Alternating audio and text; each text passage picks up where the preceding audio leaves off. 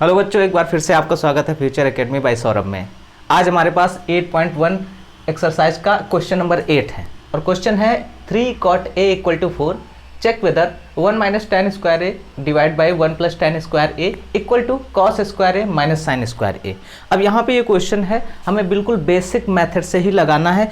बहुत सारे बच्चों को ऐसे क्वेश्चन आते हैं, लेकिन हमें यहाँ पर जितने टर्म लिखने हैं उन टर्म्स को देखेंगे। मैं यहाँ पे वही बताने वाला हूँ जो हमें एग्जाम में करना है, इसलिए बड़े ध्यान से क्वेश्चन को लगाएं और समझें कि कहाँ कहाँ पे बच्चे गलती करते हैं। तो ठीक है, स्टार्ट करते हैं। यहाँ पर हमारा पहला गिवन पार्ट ये है 3 cot a = 4। तो लिख लेंगे 3 cot a = 4। यहाँ से आप 3 को एक तरफ से दूसरी तरफ ले जाओगे तो वो डिवाइड में जाएगा, क्योंकि यहाँ पे मल्टीप्लिकेशन में, तो cot a = 4/3 हो जाना है। ठीक है, अब यहाँ पे जैसे a दे दिया है तो अब इसके लिए आपके पास राइट एंगल ट्रायंगल होना चाहिए। तो मैं यहाँ पे एक राइट एंगल ट्रायंगल बना लेता हूँ इस तरह से, और a एंगल यहाँ पे दूंगा, क्योंकि सभी ट्रिग्नोमेट्रिक रेशियोज में a का यूज हुआ है और यही हमारा जो है ट्रायंगल होगा जिसमें a एंगल होगा। अब a के सामने ये परपेंडिकुलर BC होगा और हाइपोटेन्यूज ये 90 के सामने हो जाएगा AC, और बेस हमारा AB हो जाएगा। यहाँ पर सब लोगों को समझ में आ रहा होगा। अब हम सबसे पहले क्या करेंगे, यहाँ पे ट्रिग्नोमेट्रिक रेशियो फॉर्म में ये दिया है, तो अब cot a होता क्या है? cot a होता है बेस अपॉन परपेंडिकुलर। अब बेस अपॉन परपेंडिकुलर है। अब सोचिए कि अगर बेस 4 होगा तो परपेंडिकुलर 3 हो जाएगा, लेकिन ये बेस और परपेंडिकुलर एक्चुअल वैल्यू नहीं दी हुई है। अब जब एक्चुअल वैल्यू नहीं दी हुई है तो एक्चुअल वैल्यू के लिए हमें लेट करना पड़ेगा। Let base = 4x and perpendicular = 3x। अब यहाँ पे बेस 4x लेट कर लिया और परपेंडिकुलर 3x लेट कर लिया, तो अब हमारा बेस क्या है? बेस ये है 4x और ये 3x है। अब ऐसे में हमें हाइपोटेन्यूज यहाँ पे निकालना पड़ेगा। हाइपोटेन्यूज के लिए क्या करेंगे? तुरंत पाइथागोरस लगा देंगे। नाउ बाय पाइथागोरस थ्योरम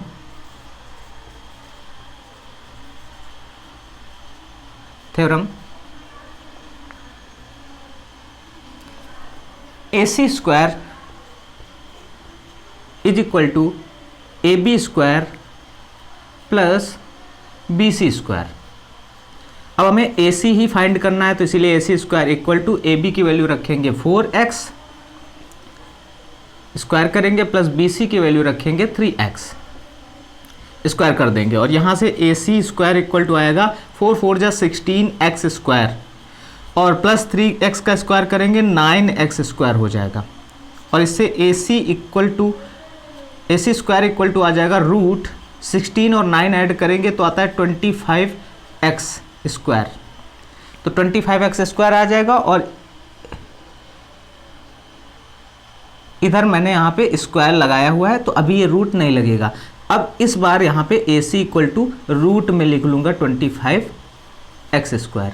ठीक है, तो जैसे यहाँ पे पावर ये वाला 2 है, जब ये दूसरी तरफ इक्वल के जाएगा तब रूट बनेगा। ठीक है, तो यहाँ पर AC = आ जाएगा हमारे पास 5x। करेक्ट, तो 5x आ चुका है, तो अब इस ट्रायंगल में यहाँ पे 5x रख देंगे। अब हम देख पा रहे हैं कि हमारे पास तीनों साइड्स मिल चुके हैं। अब हमें क्या करना है? हमें इन दोनों टर्म्स को सॉल्व करना है। एक ये पार्ट दूसरे पार्ट के इक्वल है कि नहीं, ये हमें चेक करना है। तो सबसे पहले मुझे यहाँ पर ज़रूरत पड़ेगी tan a की, cos a की और sin a की। तो मैं पहले इन तीनों को निकाल लूँगा यहाँ पे अपने ट्रायंगल की हेल्प से। तो सबसे पहले अगर मैं निकालना चाहूँ तो tan a निकालते हैं। तो tan a = क्या होगा? अब tan a होता है परपेंडिकुलर अपॉन बेस। क्या होता है? Perpendicular upon base. और इस ट्रायंगल के लिए a के लिए परपेंडिकुलर 3x है और बेस क्या है? 4x। तो 3x अपॉन 4x हो जाएगा, और इसे सॉल्व करोगे तो आ जाएगा 3/4। करेक्ट। अब उसके बाद हमें निकालना है cos a। cos a = क्या होता है? बेस अपॉन हाइपोटेन्यूज होता है। अब बेस आपका 4x है, हाइपोटेन्यूज 5x है, तो यहाँ पे 4x डिवाइड बाई 5x रख लीजिए। और आपकी वैल्यू आ जाएगी 4/5। करेक्ट। उसी तरह से साइन ए निकाल लेते हैं, तो साइन ए इक्वल टू हो जाएगा परपेंडिकुलर अपॉन हाइपोटेन्यूज, और परपेंडिकुलर हमारा है 3x डिवाइड बाई हाइपोटेन्यूज है 5x, तो यहाँ पर 3/5 आ जाएगा साइन ए ट्रिग्नोमेट्रिक रेशियो। अब 3 चीज़ें आपके पास आ चुकी हैं, अब इन्हीं को आपको सॉल्व करना है इनमें पुट करके। तो सबसे पहले मैं LHS लूँगा लेफ्ट हैंड साइड, तो लिखेंगे LHS equal to 1 minus tan square a divide by 1 plus tan square a. Value put करते हैं, तो यहाँ पे वैल्यू पुट करने पर क्या आएगा, 1 माइनस tan ए की वैल्यू हमने निकाली है 3/4, तो यहाँ पे 3/4 का whole square divide by 1 plus 3/4 का whole square.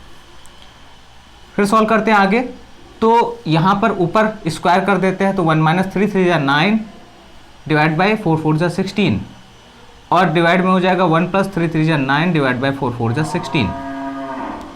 As it is ऐसे ही लिखते जाएंगे, ऊपर 16 एलसीएम ले लेंगे, तो 16 जैसे ही एलसीएम लोगे तो 16 1 जा 16 यहाँ पर हो जाएगा, -9 हो जाएगा।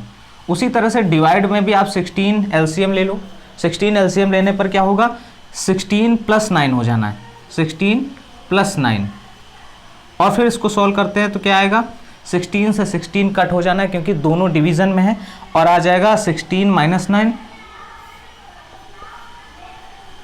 Divide by 16 + 9। 16 में आप 9 माइनस करते हो तो आता है 7, और 16 में 9 ऐड करते हो तो आता है 25। तो यहाँ पर हमारा LHS आया 7/25। ठीक है, तो 7/25 आ चुका है। अब हम RHS देखेंगे कि RHS को कैसे हमें सॉल्व करना है। तो RHS हमारे पास है cos स्क्वायर है माइनस साइन स्क्वायर है। ठीक है, cos स्क्वायर है माइनस साइन स्क्वायर है।